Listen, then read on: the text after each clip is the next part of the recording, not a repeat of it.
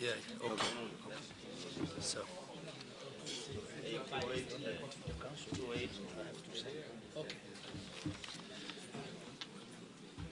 The public doesn't even know that. Ladies and gentlemen, You need this chair.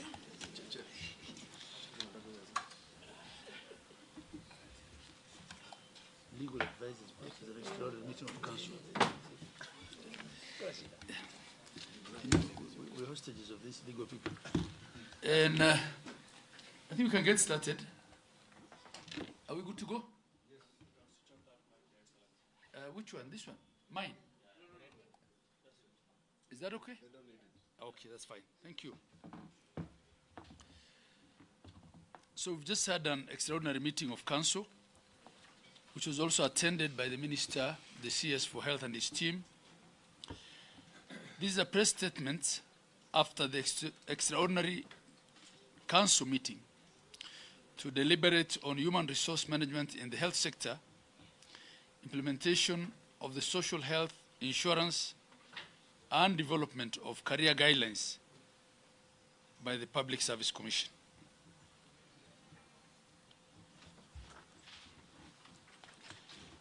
Members of the press, citizens of Kenya, today the Council of Governors held an extraordinary council meeting to discuss the aforementioned. This is a follow-up meeting pursuant to the extraordinary council meeting held yesterday, 1st of September 2025. We invited the Ministry of Health, the Social Health Authority, as well as the Public Service Commission to deliberate on issues affecting the county government. Following the extensive discussions that we've had, we wish to address as follows. 1, on validation of UHC staff. It was observed that the UHC staff verification exercise undertaken by the Ministry and the Council of Governors has not been finalized jointly. We have therefore resolved that the Joint Technical Committee involved in the exercise immediately convenes to validate and finalize the report. The report is to be ready by Friday, the 5th of September 2025, and is to be co-signed by the PS Medical Services and the CEO of the Council of Governors. 2, on the transition of UHC staff on permanent and pensionable terms. The transition of UHC staff to permanent and pensionable terms. The Council of Governors and the Ministry of Health reaffirmed the position that in the interest of the UHC staff and the public, that transition would only happen on the following conditions. That the requisite resources to transition, which is Kenya shillings 7.7 billion, is availed to county governments through the Division of Revenue Allocation Act, and the county's equitable share of revenue increased. The Council of Governors and the Ministry of Health will work collaboratively to resolve all pertinent issues concerning UHC contracts, and in this regard, a committee consisting of the chairs of Health, Legal, Finance, and Human Resources Committee of the Council of Governors, and which will be also, it will include His Excellency the Governor of Makueni County. So I'll take that again. In this regard, a committee consisting of the chairs of Health. Our Chair of Health is Governor Muthomi, seated next to me here. Our Chair of Legal, Governor Achilo Ayako. Our Chair of Finance, Governor FCPA Fernandez Barasa. Our Chair of Human Resource Committee, who is the Governor of Nairobi, Governor Arthur Sakaja. And also His Excellency, the Governor of Makueni, Governor Mutula Kilonzo Jr. will engage with the ministry and the union on modalities of paying the UHC workers at SRC rates for the remainder of their current contract. So basically, I want you to get this right. What we are saying is we would want not to lose the money that's already available to pay these workers at the SRC rates. So this committee, together with the minister's team, will sit down with the stakeholders who are the representatives of these UHC workers, and we agree that their contract runs until the end, which is for most of them April, May 2026. But in this intervening period, we pay them at the SRC rates using the money that the ministry has. And then we transition them to permanent and pensionable if the 7.7 billion to maintain them on permanent and pensionable in perpetuity is included in the next DORA. That's our only condition. Delays in reimbursement on claims from SHA, this item number 3.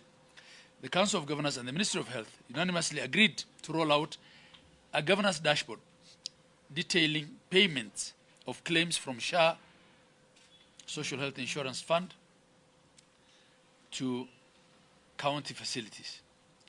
Currently, counties are owed upwards of 6 billion shillings in unpaid claims. The meeting agreed that all claims should be paid by 14th day of every month.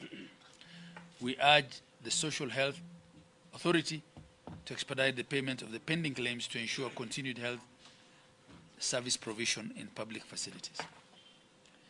Number 4, ambulance and evacuation services. It was reported that SHA has made a proposed framework for ambulance and evacuation services to critical patients and interfacility transfer for maternal emergencies. While we appreciate that the conceptualization of the proposed framework,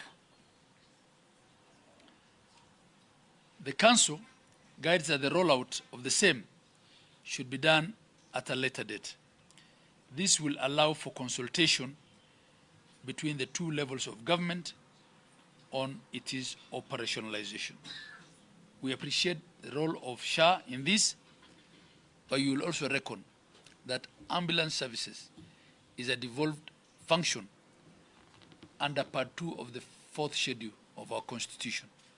So we want to give time for consultation so that we agree on the modalities of operating this ambulatory service under SHA. 4, on career guidelines for healthcare workers. We have had an agreement with the Public Service Commission on the career guidelines for various health cadres. These were changes that were made without consulting and involving the county governments as the employers in the development of the said career guidelines. You remember we raised this yesterday. So we have engaged with the Public Service Commission. And in this regard, we shall be calling upon the PSC to withdraw the career guidelines. We have agreed that we will write formally to the PSC requiring them to withdraw these guidelines. Further, we call upon the Public Service Commission to desist from approving cadre-based career progression guidelines, which have a huge financial impact on county governments without having the cost of implementation factored in the equitable share of revenue to the county government. So basically all we're saying is when these changes are made, they have financial implication. If the county governments don't have the money to meet those obligations, it becomes a recipe for strikes. And this is what we're trying to avoid. The Council of Governors, in conclusion, appreciates the fruitful engagement with the Ministry of Health and the Public Service Commission. We believe that the resolutions from this meeting will be honored by the two levels of government to enhance service delivery. And I want to thank the Minister and his team for creating time. As I said in the meeting, the issues that we mostly raise here are things that can be resolved if we consult timeously. And we want to appreciate the Minister because he's been very proactive in coming and saying, can we then talk and resolve these issues? And this is the agreement that we were able to extract as a result of that meeting. Asanteni sana, Mungu awabariki. But before I invite questions, I want to give the Minister an opportunity to also say something and to concur with me that whatever I've said is what we've agreed. Thank you. Was it?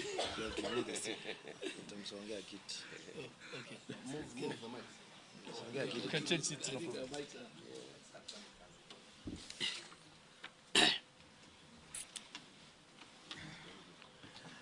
Thank you, Chairman of the Council of Governors, colleague excellencies, and officials of the Ministry of Health.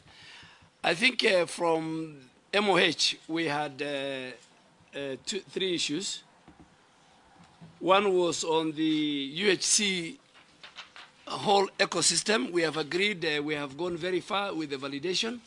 We just need to do check a small number of 62 where there's a variance, and we have agreed that should be concluded by, as the chairman has said, by Friday, by both my PS Medical Service and the CEO of the. So once we finish that, we have again agreed in the interest of further consultation, the committee of the Council of Governors and us from the MOH and the unions will have a meeting, most probably next week, Monday, so that we share with them. But in principle, the money that we have in this financial year that belongs to our staff who work in our county hospitals. Now we have, we'll give the number after we do the validation on Friday. They will get their salaries beginning September based on the SRC rates. On the transition, the issue that is pending is for us to transfer and for the counties to do permanent and pensionable. The money must be factored in and seen in the Division of Revenue Act. The next Division of Revenue Act is next year, financial year. So we have agreed, the money Treasury has provided, so that 7.7 will be transferred and will be factored in and will feature in the Division of Revenue Bill. And that is when the issue of our UHRC finally will be completed. But we want to assure them that the money will not go back. From this September, they will get their SRC. On SHA, the public health sector, which is the Council of Governors, our counties, the hospital they run, are very important. The Council of Governors, led by the chair, were taken through how the claim system works, and they were very, very happy. They asked questions, and we have agreed with them that we are back to the circle. By the 14th of September, a lot of our level 5, level 6, and level 2, 3 will receive their money. Some will receive them before the end of this week, all the verified claims. We have also discussed a very important matter on level 2 and 3, on maternity. Because in our public health facilities, a lot of deliveries take place at level 2, 3, and partly 4. And we will engage with the Kenya Medical Practitioner and Dentist Council, the regulator, with the SHA, and we will find a mechanism where we want our mothers to deliver in hospitals. Safe delivery is in hospitals. So in the far-flung areas within our counties, mothers, and even the number of level 5 hospitals in our counties are not many. So delivery, maternal delivery is something we have agreed. We are going to look at, particularly in the healthcare, in the public health facilities. I think those are mine, and I agree in totality with the chairman on that. Ambulance and evacuations is a new system we are bringing. The governors have been taken through. It's part of the emergency critical and chronic fund. It will be funded by government. But because they're the biggest stakeholder in the health sector, and health is devolved, that's why we have given them the first opportunity to take the governors through the framework of the ambulance evacuations that SHA is proposing going forward. Then we go to the private hospitals, then we'll go to the faith-based. But I think today we have started with our biggest stakeholders, the county governments and government public hospitals. Thank you very much. Hakuna maswali? Hakuna swali.